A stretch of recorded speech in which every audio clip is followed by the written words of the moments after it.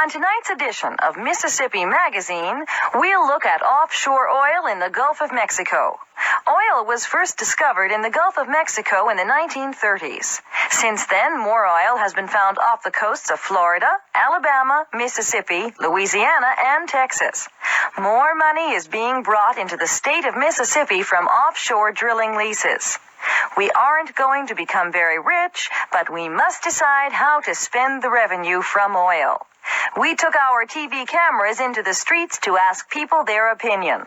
Our question was, if you were the governor of Mississippi, what would you do with the money? Well, of course, I'm not the governor, but if I were, I'd spend the money on more hospitals and schools. We need more doctors, nurses, and teachers. We don't have enough good teachers. If salaries were higher, we could keep better teachers. And there aren't enough doctors and nurses either because the medical schools are too small. If they were bigger, we would have more doctors and nurses. Money that is spent now on education and health is an investment for the future. I think the answer is simple. Taxes are too high in this country. I would reduce state taxes. If we reduced taxes, people would have more money. If they had more money, they'd spend more. Industry would have to produce more, so it would need more workers. There would be more jobs, and we would all be richer. I'm very worried about the economy. There aren't enough jobs for everyone, and people with jobs aren't making enough money. If I were governor, I'd help low-income families pay their heating and electric bills. I'd encourage farmers to produce more food more cheaply. I'd bring more industry into the state. If we did that, everybody would benefit, wouldn't they? There's one thing that makes me happy. I'm glad the money stays in Mississippi. The federal government would spend it on more tanks and bombs. There's too much crime and violence nowadays. There aren't enough police officers on the streets. I'd give cities money to increase the size of their police forces, and I'd raise their salaries. If we had more police officers, we'd all feel safer. And I'd increase the benefits for senior citizens. I've worked hard all my life, and I should have a reasonable standard of living.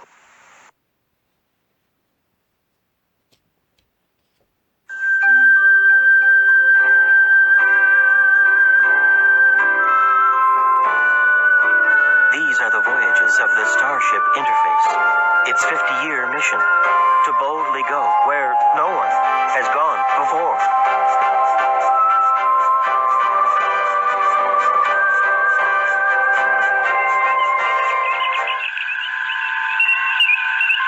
Nothing's happened for years. I'm bored.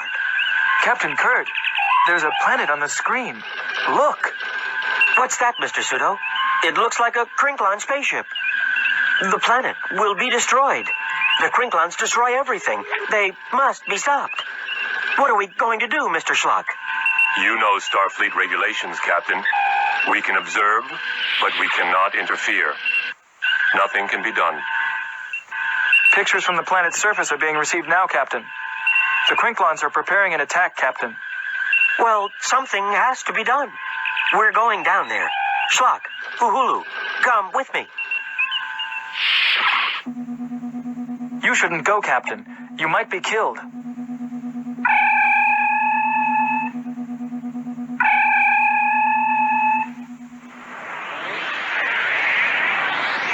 But where are the people? This doesn't look like the same place. At last, Captain Kurt, I have tricked you. I cannot be beaten.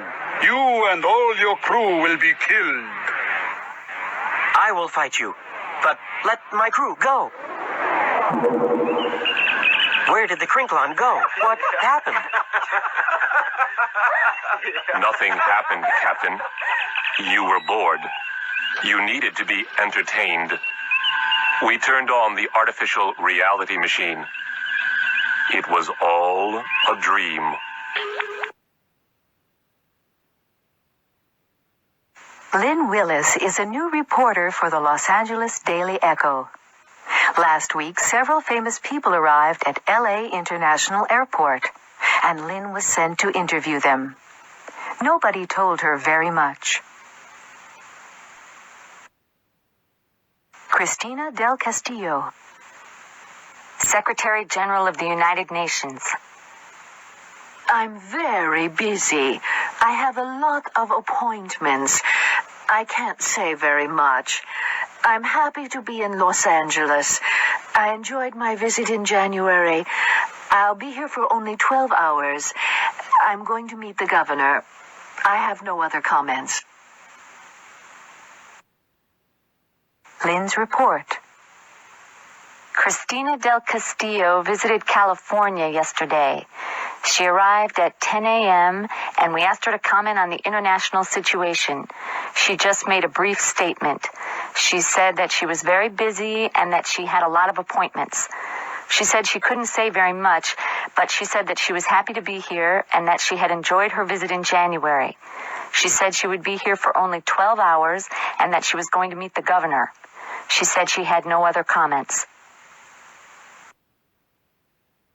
Ivan Neistat, European movie director. I like newspaper reporters, but I don't have time to say much. Just that I'm working at Global Studios in Hollywood. I haven't worked in Hollywood before. I've heard bad things about Hollywood movies in the past, but I can work with the people at Global. It's the best studio in the world, and I'm the greatest director in the world. My new movie will cost $80 million. Lynn's report. Academy Award winner Ivan Neistat arrived in LA yesterday. Ivan was in a hurry. He said he liked newspaper reporters, but that he didn't have time to say much. He said that he was working at Global Studios in Hollywood.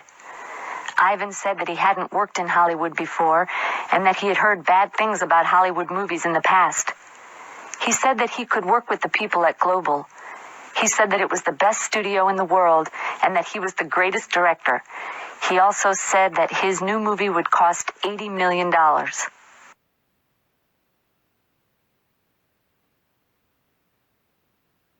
Hey, Martha, have you finished the exam?